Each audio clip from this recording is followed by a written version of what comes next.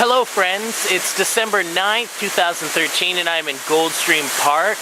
Recently we've had this cold snap in Victoria where we had a bunch of ice, negative temperatures, which are rare for us in Victoria.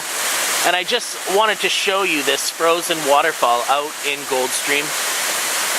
Don't really have much to say, just check it out. Be thankful and grateful for places that we have like this. I'm highly grateful for this waterfall.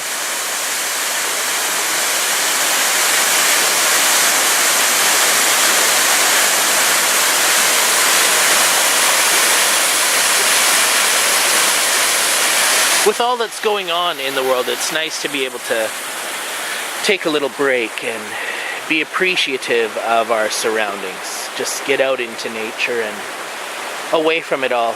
Gather your thoughts.